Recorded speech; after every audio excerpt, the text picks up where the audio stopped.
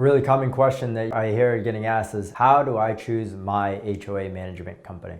You got to look at experience. You got to be able to have an understanding of, did they get into this as a hobby? Did they fall into this? How many associations do they manage? Do they manage hundreds and hundreds of units, or do they just have a couple of associations and they're really just getting their feet wet into it? There's a lot of fantastic management companies in the greater Boston area, but you have to figure out the one that's right fit for you, right? It's like Goldilocks and the Three Bears. You don't want something too small, you don't want something too big, right? What size and what are the needs of your building? So you really have to ask yourself first, what do we need? Is it just financial? Is it just maintenance? Is it really more communication, right? What's that size of the building? How much time goes into this? And you're going to be able to properly find the company that suits and fits you well. Because at the end of the day, every single management company does have a niche, and they should have a niche. If not, and they do everything, perhaps you should be worried about them as well. We have a mid-sized building management company, and we really like to be able to specialize in that because we know that we're able to use our technology resources to be able to leverage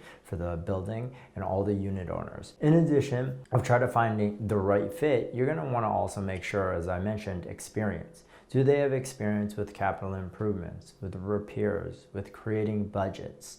These are all the type of things that are really important with the proper management of your building. So they understand how taxes work and assessments work when it comes to the financial runnings of your building. Any management company is going to be worth their salt, will have that type of experience and to be able to explain these things to you. Maintenance is one of the biggest things though, because at the end of the day, most unit owners and boards of trustees struggle with both repairs and capital improvements.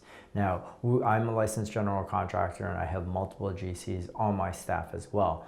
We've been doing this in capital improvements as well as repairs for decades. And I say this because at the end of the day, it's really, really important to be able to have continuity of your property managers. And that means how long they've been with the company and what type of experience they've had with the type of situations you're having at your building. More than likely, if you're hiring or looking for a new HOA management company, you're having an issue with your current one or self-managing. Now, what are those issues? Can you not find a leak in a roof? Is it a unit owner that's causing a lot of issues?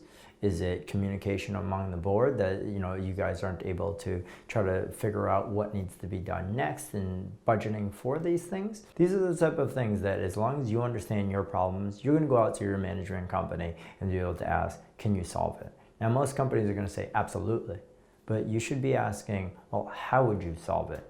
Can you give me some experiences in which you solve similar situations, right? And they should be able to know it off the bat to be able to go over all these different situations and the variables. A good property management company isn't reactive, but rather be proactive.